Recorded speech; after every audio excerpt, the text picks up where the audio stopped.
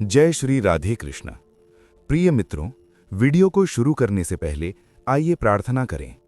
हे कृष्णा, जो भी भक्त आज इस अमृतवाणी को सुन रहा है, उनके जीवन में आपकी कृपा सदा बनी रहे और उनके सभी कष्ट दूर हों।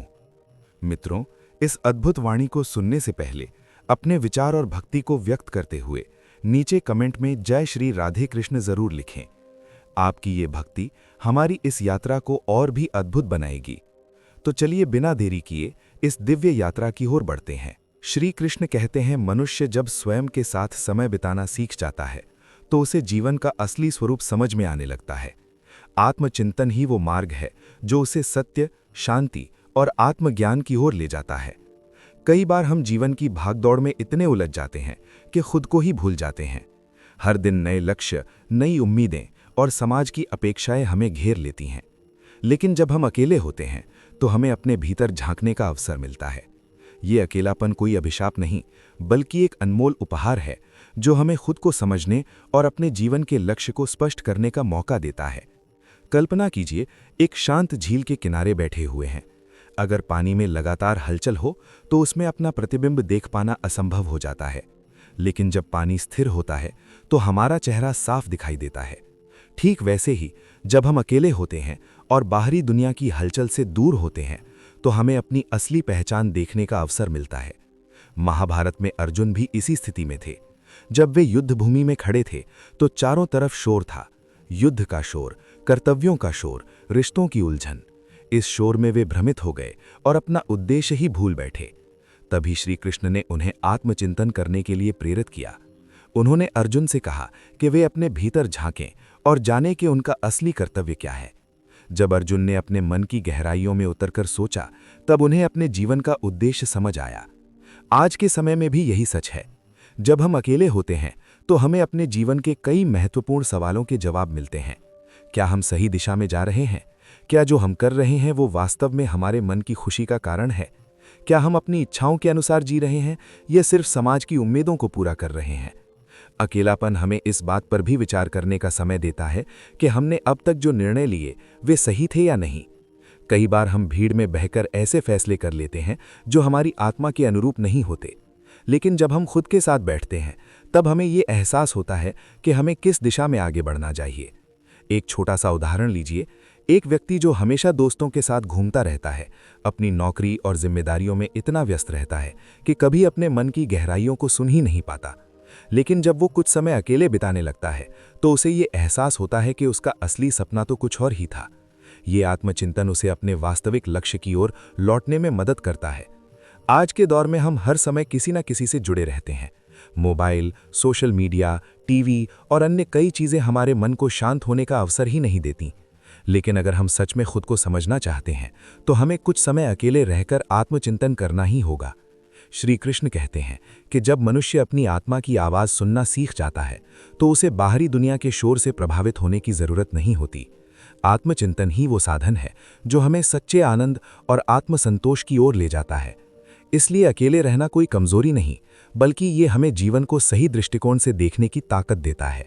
श्री कृष्ण कहते हैं, जो व्यक्ति स्वयं के कर्मों के प्रति स्वयं उत्तरदायी बनता है वही सच्चे अर्थों में स्वतंत्र और आत्मनिर्भर होता है।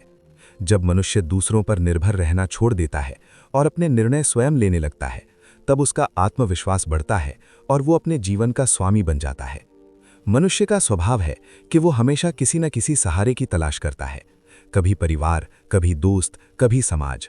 हम अक्सर दूसरों पर निर्भर होकर अपने जीवन के फैसले लेते हैं। लेकिन जब जीवन हमें अकेला कर देता है तब हमें एहसास होता है कि असली ताकत हमारे भीतर ही है। अकेले रहने से हमें ये सीखने का अवसर मिलता है कि हम अपनी परेशानियों का हल खुद निकाल सकते हैं और अपने निर्णय खुद लेने में सक्षम हैं। महाभारत में एक बहुत ही गहरा प्रसंग है।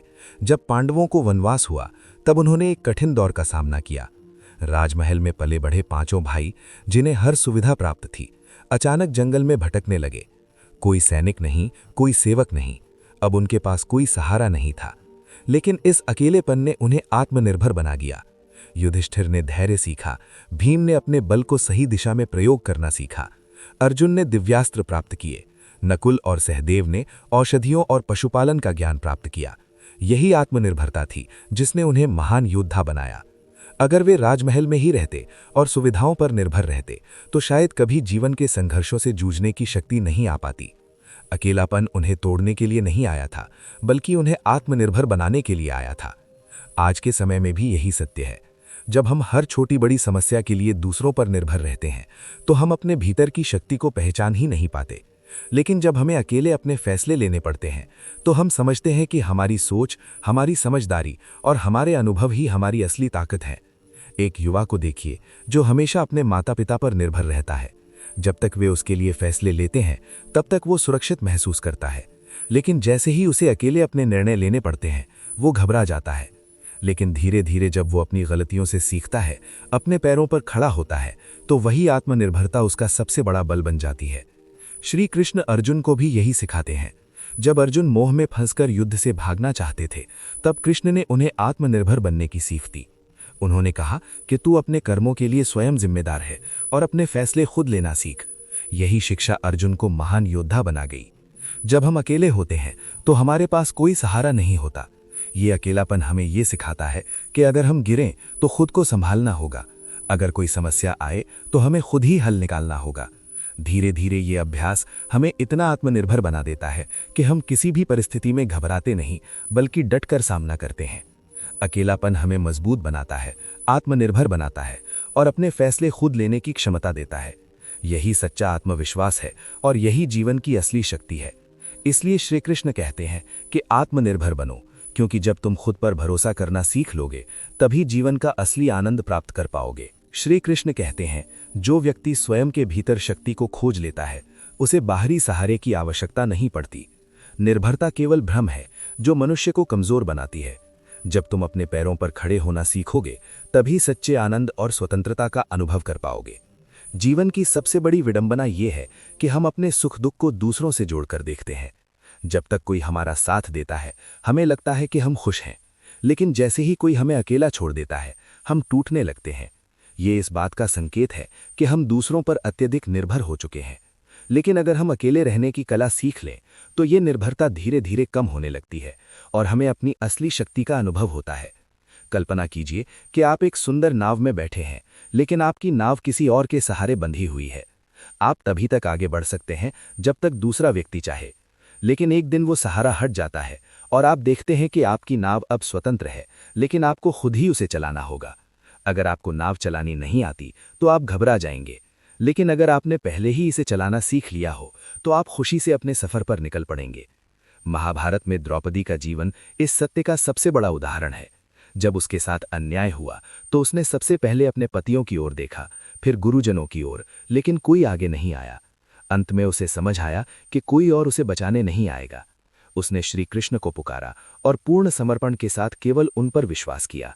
उस क्षण द्रौपदी को ये सीख मिली कि जब तक हम दूसरों पर निर्भर रहते हैं तब तक हम कमजोर महसूस करते हैं, लेकिन जब हम केवल अपने आत्मबल और ईश्वर पर भरोसा करते हैं तब हम सच्ची शक्ति को महसूस कर सकते हैं। आज के समय में भी यही सत्य है। कई लोग भावनात्मक रूप से दूसरों पर इतना निर्भर हो जाते हैं कि उनकी खुशी और दुख का कारण केवल बाहरी लोग बन जाते हैं। अगर कोई हमारी उम्मीदों पर खरा उतरता है तो हम खुश होते हैं, और अगर कोई हमें छोड़ देता है तो हम दुखी हो जाते हैं। लेकिन जैसे ही हम ये समझ जाते हैं कि हमारा जीवन हमारी अपनी जिम्मेदारी है, हमारी अपेक्षाएं कम होने लगती हैं। जब हम दूसरों से उम्मीदें लगाना छोड़ देते हैं तभी हम सच्चे अर्थों में अपने जीवन को अपने तरीके से जीना शुरू करते हैं। एक पक्षी का उदाहरण ले। जब वो छोटा होता है तो अपने माता पिता के घोंसले में सुरक्षित रहता है। उसे भोजन मिलता है, सुरक्षा मिलती है और उड़ान भरने की कोई जरूरत महसूस नहीं होती। लेकिन जैसे ही वो बड़ा होता है माता पिता उसे घोंसला छोड़ने के लिए मजबूर करते हैं। पहली बार जब वो अकेले उड़ता है तो उसे डर लगता है, लेकिन जैसे ही वो हवा में अपने पंखों की शक्ति को महसूस करता है उसे एहसास होता है कि वो खुद उड़ सकता है और अब उसे किसी सहारे की जरूरत नहीं है। श्री कृष्ण हमें यही सिखाते हैं कि हमें अपने पंखों पर भरोसा करना सीखना चाहिए, न कि दूसरों की शाखाओं पर जीवन बिताना चाहिए। जब हम अकेले रहना सीखते हैं तो हमें दूसरों की स्वीकृति या उनके सहारे की आवश्यकता महसूस नहीं होती। हम अपने भीतर की शक्ति को पहचानते हैं और अपने जीवन को अपने अनुसार जीना शुरू करते हैं। यही आत्मनिर्भरता की सबसे बड़ी पहचान है। इसलिए जब भी जीवन तुम्हें अकेला कर दे उसे एक अवसर की तरह देखो। ये समय है अपनी नाव को खुद चलाने का, अपने पंखों को पहचानने का और अपने जीवन को पूरी तरह से अपने तरीके से जीने का। यही सच्ची स्वतंत्रता है और यही आत्मशक्ति की सबसे बड़ी उपलब्धि है।